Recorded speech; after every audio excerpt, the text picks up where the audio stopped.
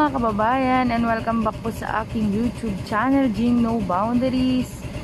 Ayan, so for today's video mga kababayan, April 24, 2021, and time check po natin 7:30 in the morning. Ayan, nagbabalik nga po tayo dito sa May Faura, yung pwesto po ng giant steel pipe, yan, na natabunan po ng buhangin nung kasagsagan po ng bagyong Bising mga kababayan. And as of today, unti-unti na po nilang hinuhukay para nga po ma-revive yung giant steel pipe mga kababayan. And ayan po yung outfall ng Faura. Ayan, so pansamantala nilagyan po muna nila ng harang na plywood.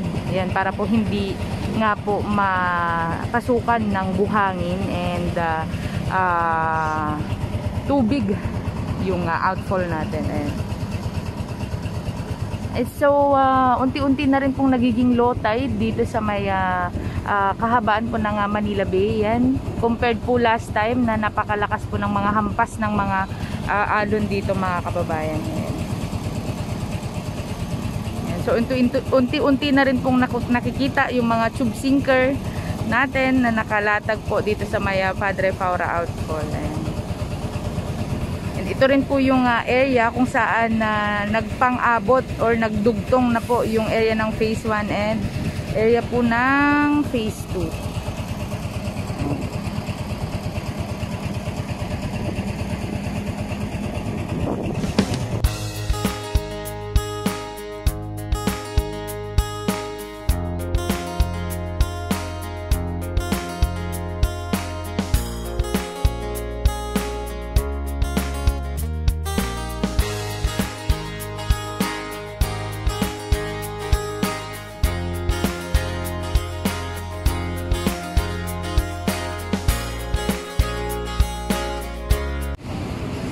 And at dahil nga po unti-unti nga bumabalik na sa normal ang panahon dito sa Manila Bay mga kababayan, yan, unti-unti na rin pong bumabalik yung pagka-asul na kulay ng ating Manila Bay.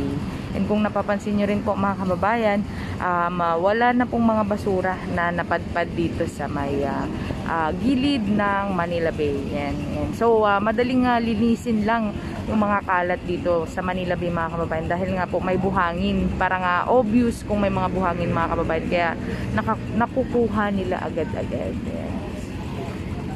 So parang madami pong mga kaganapan ngayon sa may phase 1 area. And kanina mga kababayan, pinapatag nila yung black sand sa may extension. Ayan, sa extension part ng phase 1 area natin.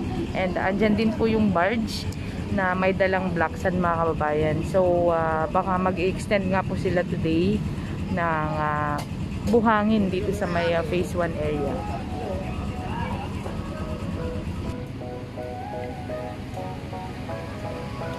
So makikita po natin yung mga trabahador po natin dito no, sa ginagawa nilang proposed CR and shower room dito sa Faura, na as early as 7:15 mga kababayan nagtatrabaho na sila. And surprisingly mga kababayan, ang bilis nga po ng progress dito sa may area no mga kababayan. Kahapon hindi ako nag-vlog, and pagbalik ko ngayon mga kababayan, 1 day absent lang po ako.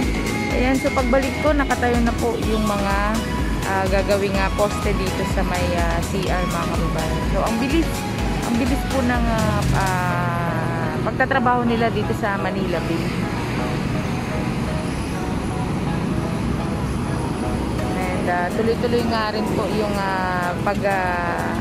dating ng mga materyales para po dito sa gagawin nilang CR.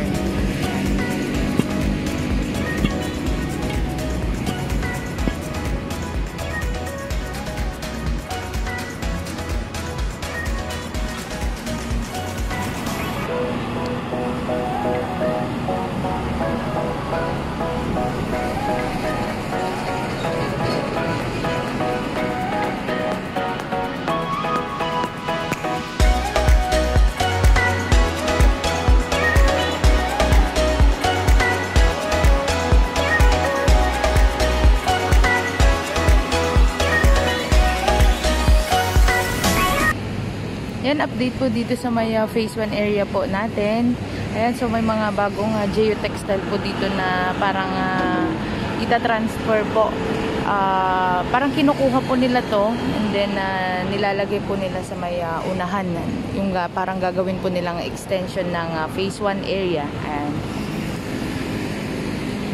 And then kung mapapansin nyo rin po, meron pong bagong dating na dolomite po dito sa may area ng phase 1 project.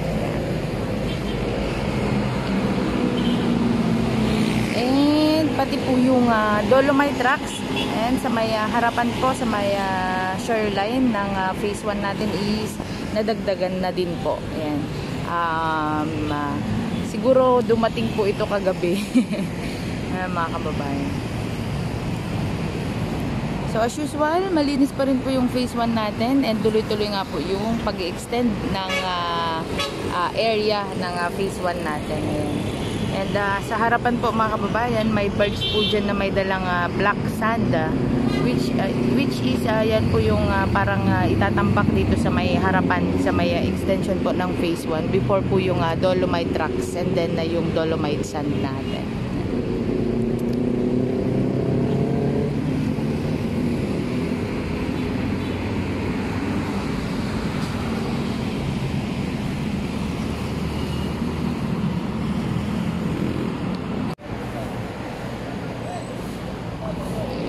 So kasalukuyang naglilinis po no yung mga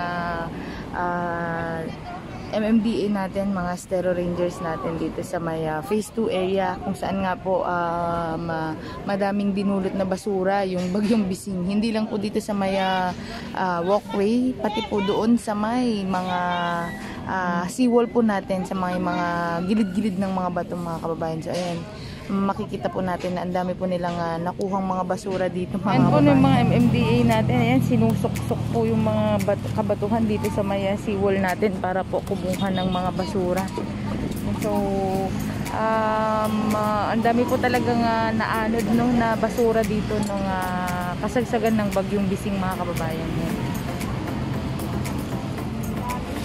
Ayan, andun din po yung mga DPS Mandaragat natin mga kababayan sa kabilang side para po maglinis nga po dito sa Manila Bay mga kababayan.